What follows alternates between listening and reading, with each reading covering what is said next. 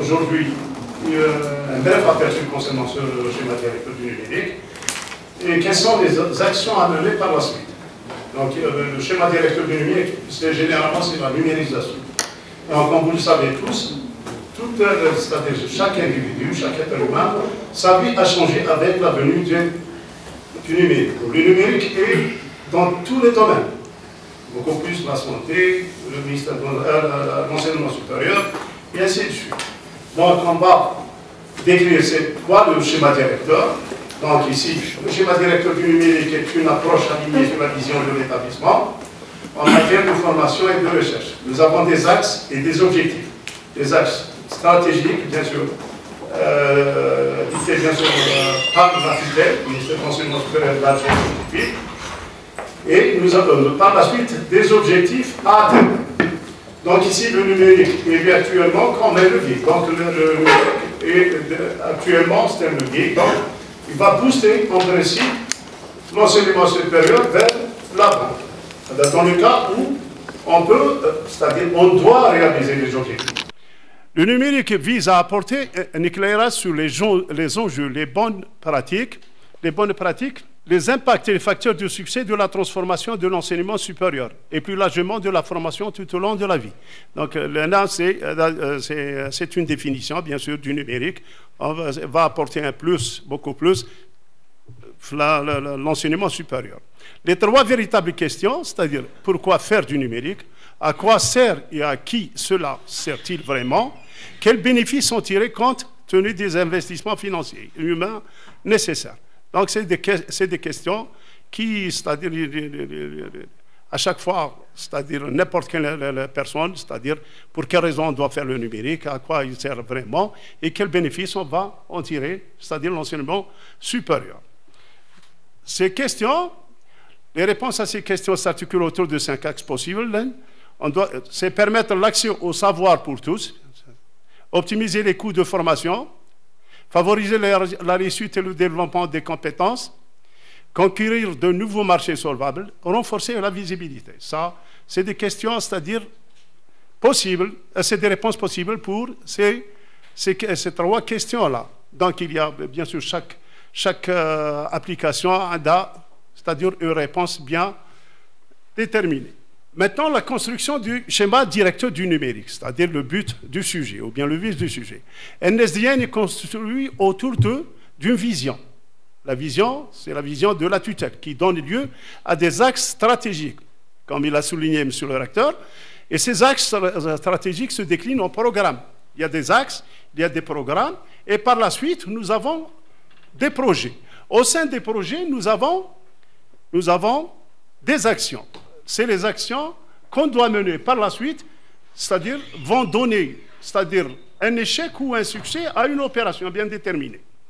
J'ai omis une chose, monsieur les doyens, je vous ai envoyé, c'est-à-dire au fichier attaché, il y a le référentiel et le guide du SDN. Donc vous pouvez facilement, c'est-à-dire le transmettre aux membres.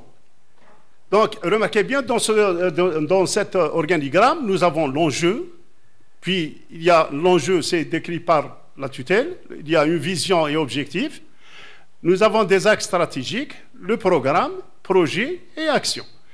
L'action, je répète, c'est la plus importante, c'est-à-dire tendre au niveau local.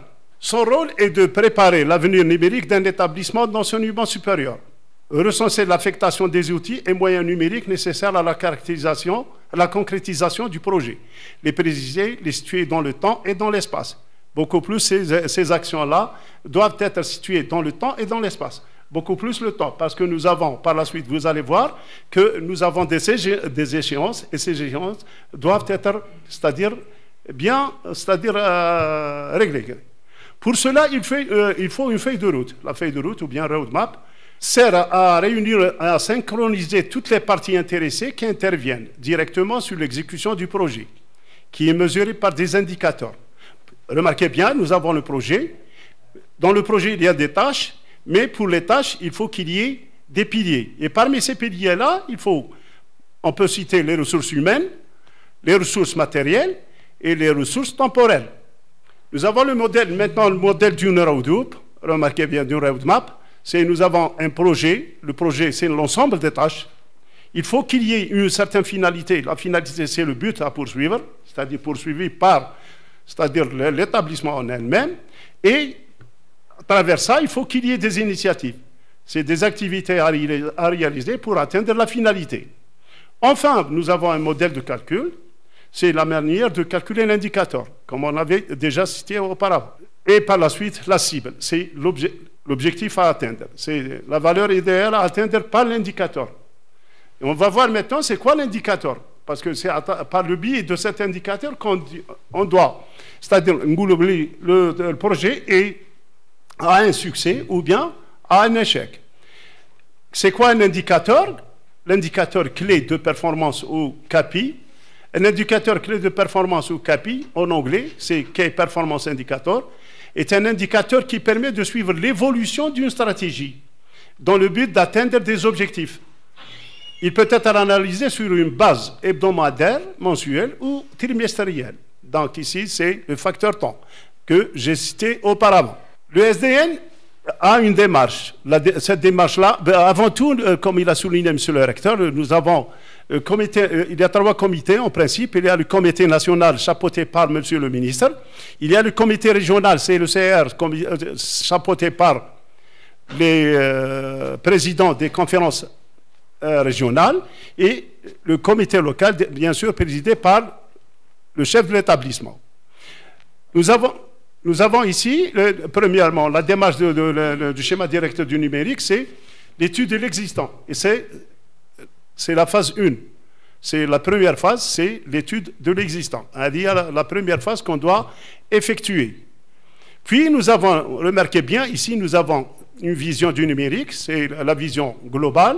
Nous avons 12 enjeux. La vision, elle est répartie en 6 volets.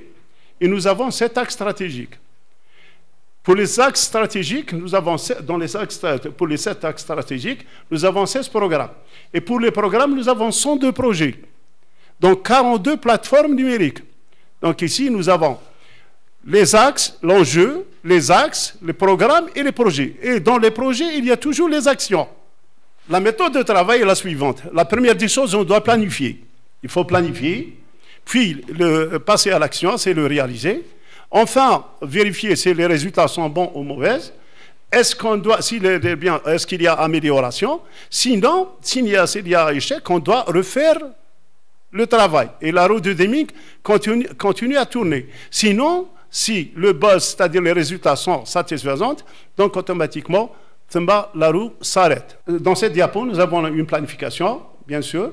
La planification, remarquez bien que nous avons le nom de l'université, nous avons un programme et nous avons un projet.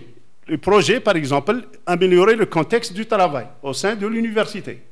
Donc, il y a une finalité, comme on l'avait souligné avant, l'initiative, le mode de calcul, les cibles. Et à droite, vous avez l'échéance. On est limité dans le temps. On est limité dans le temps, beaucoup plus dans les actions pédagogiques. Janvier, février, par exemple, ici.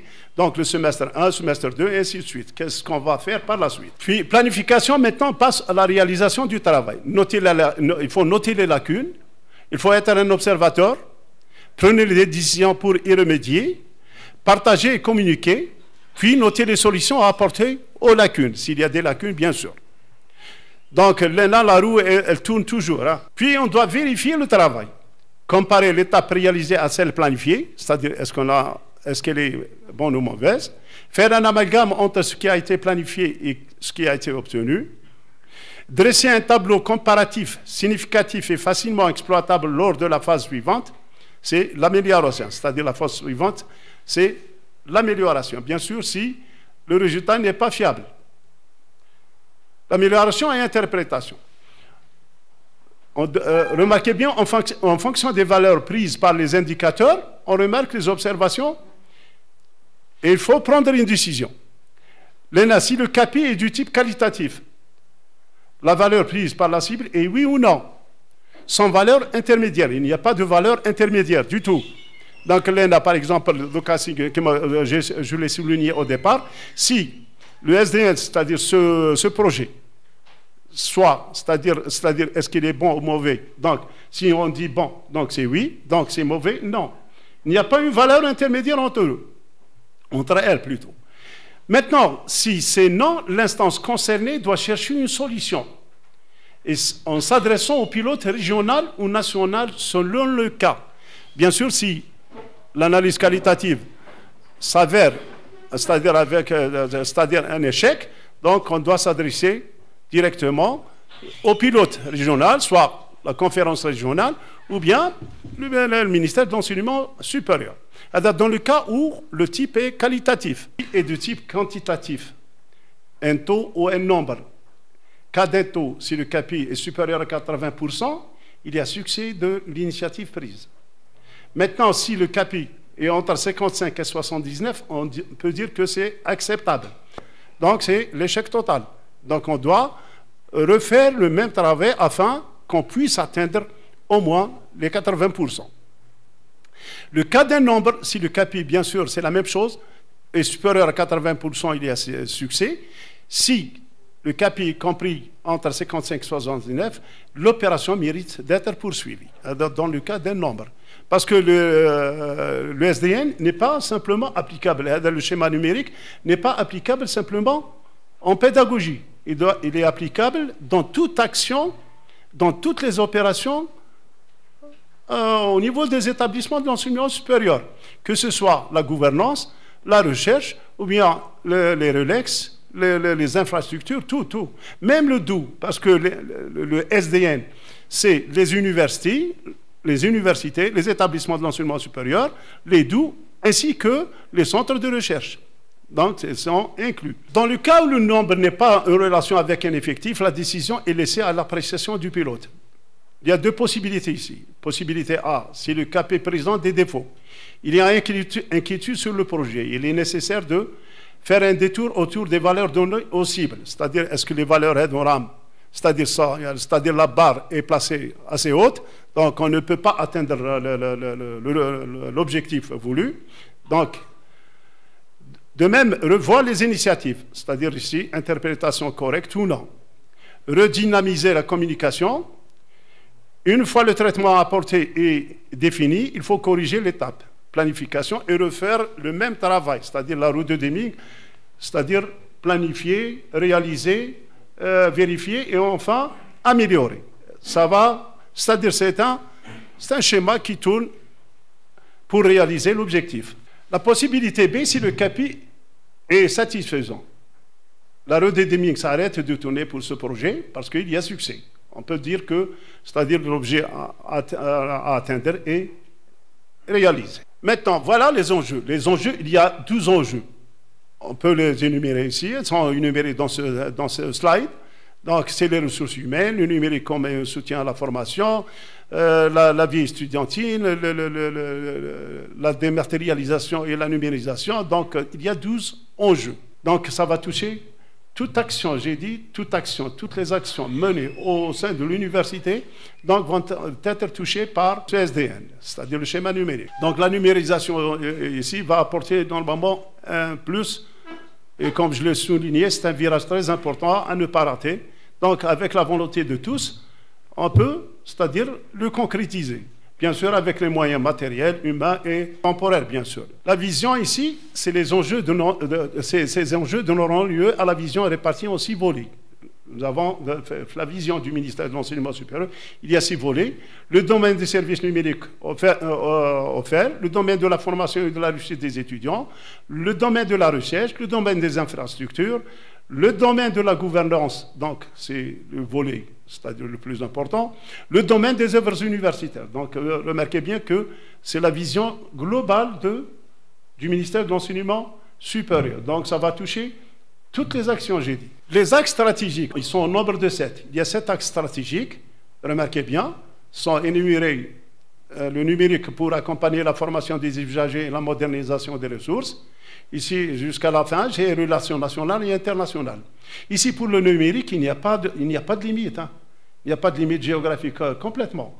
C'est-à-dire, on peut, c'est-à-dire, même, ça va aider, c'est-à-dire tout le monde, c'est-à-dire même l'étude l'île, et ainsi de suite, d'accord. Ou même, on peut, c'est-à-dire, par la suite, j'ai dit, il n'y a pas une limite géographique, c'est-à-dire, le contenu là peut être lisible dans toutes les autres universités du monde. C'est ça, c'est la tâche, c'est-à-dire la visibilité beaucoup plus à l'international. Ici, nous avons les projets. Remarquez bien, j'ai pris un seul projet. Donc, exemple, l'axe 1, c'est-à-dire le numérique pour accompagner la formation des enseignants.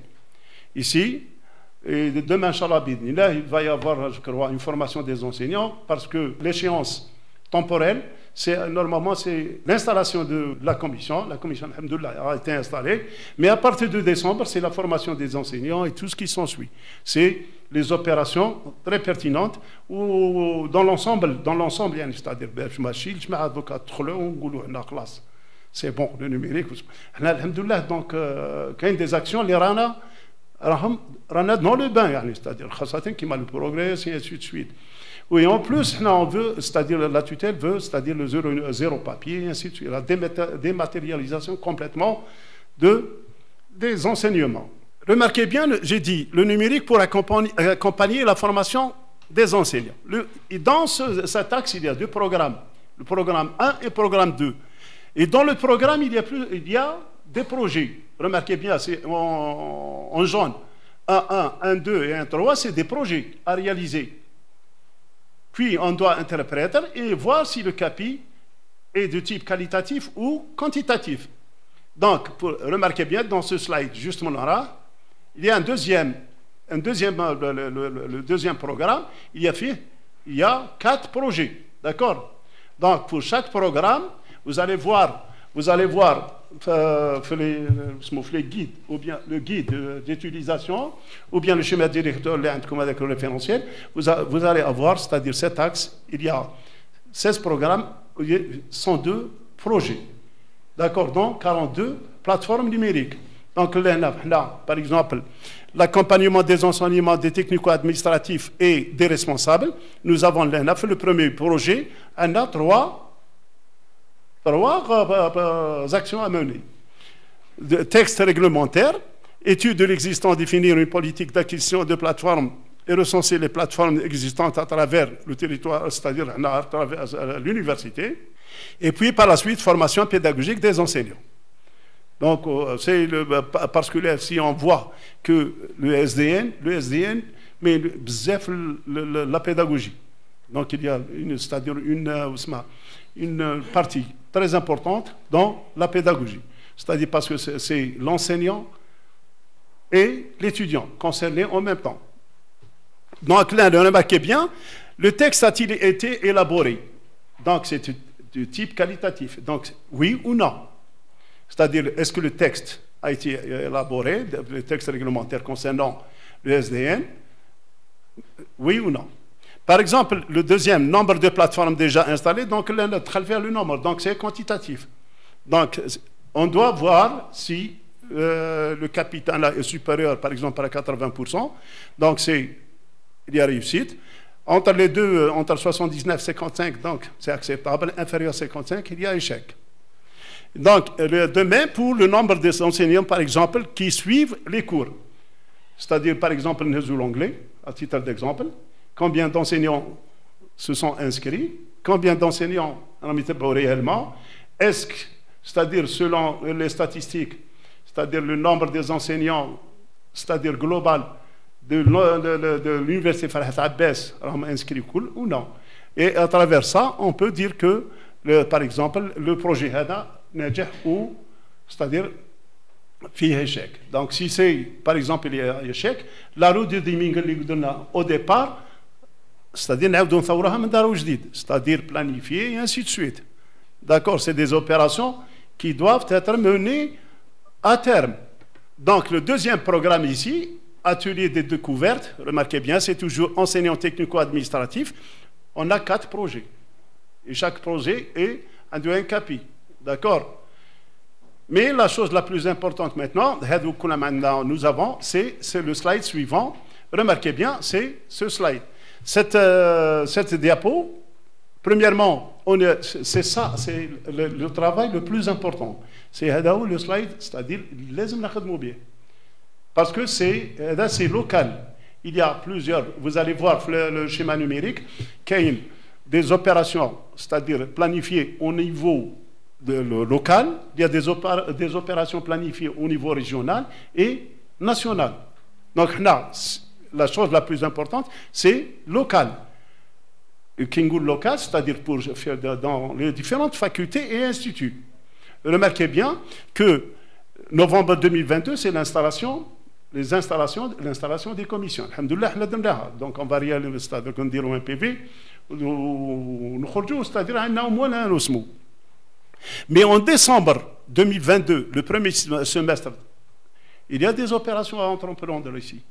Par exemple, formation de tous les enseignants sur la plateforme de Constantine. Donc, c'est des actions qu'on doit, c'est-à-dire les réaliser. Et les réaliser dans le temps. On a dit que j'ai dit ressources humaines, ressources matérielles et ressources temporelles. On est limité dans le temps. C'est-à-dire, ici, remarquez bien que l'échéance donnée dans ce volet-là, c'est le semestre 1. Jusqu'au semestre 1 2023. D'accord? De même, le point 2.1, c'est formation du personnel technico-administratif, la même chose. Donc, c'est des opérations qu'on doit mener à terme afin de réaliser, c'est-à-dire ce SDN. Sinon, impossible de poursuivre par la suite. Et on parle du numérique. Donc, tout est défini là-dedans.